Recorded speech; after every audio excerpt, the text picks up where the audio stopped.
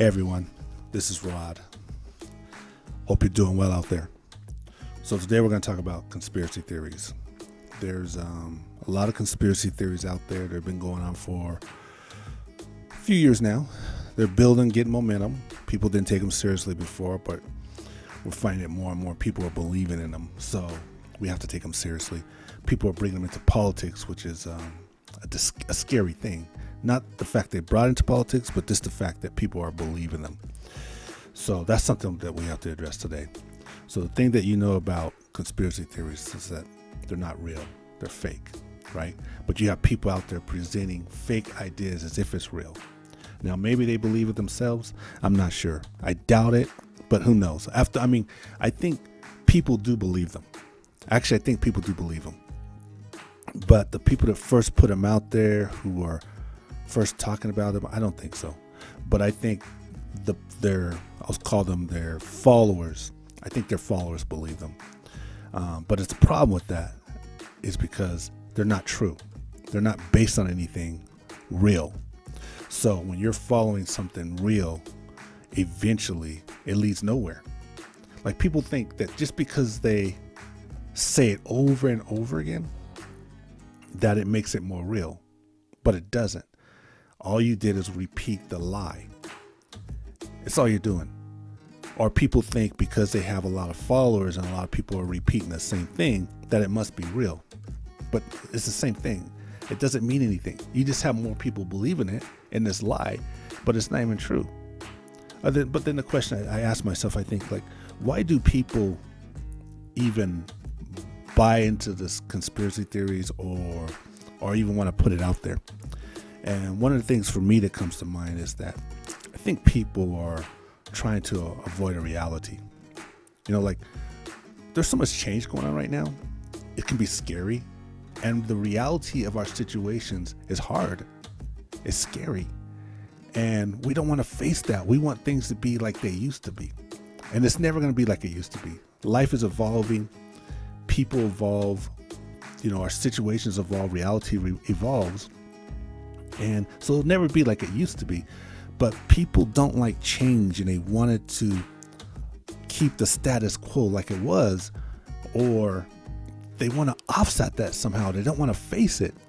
So since the reality is getting away from them, they somehow try to pull it back by creating this alter reality, which comes down to the conspiracy theories. And they make up all these conspiracy theories to kind of ground us in a different direction. And in the direction that they ground us in is the direction that they feel they're winning, or they have some sort of control, which is sad. I think the other thing is that I think people want to feel important. They want to feel valuable. They want to feel like they're part of something important. And in their life, they don't feel that way. And life can be mundane for most of us. But in life in general, they just don't feel that way for some reason. They don't know how. They haven't learned. Whatever it is. So it's easier for them in their lives that they don't feel important or value to latch on something immediately, like a lie that immediately puts them into something that's important, immediately makes them important because they're part of something that's supposedly important, a lie that's supposedly important. So they latch onto it. But the problem, like I mentioned before, is that it's a lie. It gets you nowhere. Eventually, see, the thing is, you can fool man for a little while, but you can't fool life. Life has a certain rules and standards that we don't even understand. And life will not allow you to live a lie in that way. I mean, you can do it, but somehow you're missing out. Somehow you're hurting yourself. Somehow you're disrupting yourself by not facing life, or not facing reality. And the other thing is, I think people, they feel like failures, or they don't want to put the work into creating a successful life. And a successful life doesn't have to be that you're a millionaire or you're famous, but there's success in different aspects of people's lives. And I think people don't want to put the work into it, or they don't know how. Most successful people that you see, It's long term. It's long term, 9, 10 years, whatever it is. You listen to these stories, it just doesn't happen overnight. And I just don't think people want to put the work into it to having a successful life, or they didn't do it. So when a conspiracy theory comes around where they can just latch onto it and have like this immediate gratification, they jump onto it. They can't avoid it. So for those of us who face the conspiracy theories, there's a way around it. There's a way around it. And it's hard. But this is the way life is. It's hard, but it's real. And so one of the things is you got to latch onto something real. Like if you want to make a stand for something, make a stand for something real, like civil rights or voter rights or whatever the situation is. Make a stand for something real. When you make a stand for something real and you're grounded in that foundation, then it gives your life more of a meaning. Even if you're not rich, even if you're not famous, it just gives your life meaning when you know you're latching onto something real. But when you latch onto a conspiracy theory, you, in your heart, you know it's not real. In your heart, you know it's not real. So as a result, you're still not going to get that feeling that you need or of value, of importance, because you cheated yourself. The second thing I would say that if, to avoid conspiracy theories, you got to live the truth. You got to seek the truth, live the truth. Just don't avoid the truth.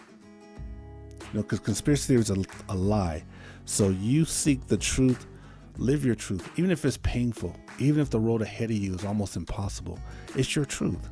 Live that truth and move forward. So there's a saying I believe it's by the Native Americans, which is, I'd rather die on my feet than live on my knees. And I heard that a few weeks ago, and it's a powerful statement because make a stand for something. You just make a stand. And that stand could be as simple as your family. Protect your family, make a stand for your family, set an example for your family, support your family, whatever it is. But you got to make a stand for something. When people knock you down, get back on your feet, face it. When reality comes through, like we look at the situation with the Black Lives Matter. As a black male, when I look at the situation, this is my reality. When I look at the situation with the Black Lives Matter, I don't like the reality that police are sometimes brutalized or have police brutality in my community. I don't like it. I don't like that there's discrimination in the workplace, or that politicians use black people to get votes. They divide us and say that's them and this is us to get votes. I don't like that reality of my situation. I don't like that there's voter suppression in within the black community. I don't like that. I don't like that the unemployment rate is double that of everyone else in the black community. These are my realities. I don't like it. But I have to face it. I can't run from it. I can't hide from it. So that's the thing. It's better to die on my feet than live on my knees. Even though I have all these situations as a black male that I go through in my great country that I live in, I will die on my feet. I get back on my feet. I face my situations. And that's what all of us has to do. Versus being afraid, latching on to conspiracy theories, hiding out, not even trying. That's not the life that I want. And that's how I avoid conspiracy theories. So anyway, peace and hope, everyone.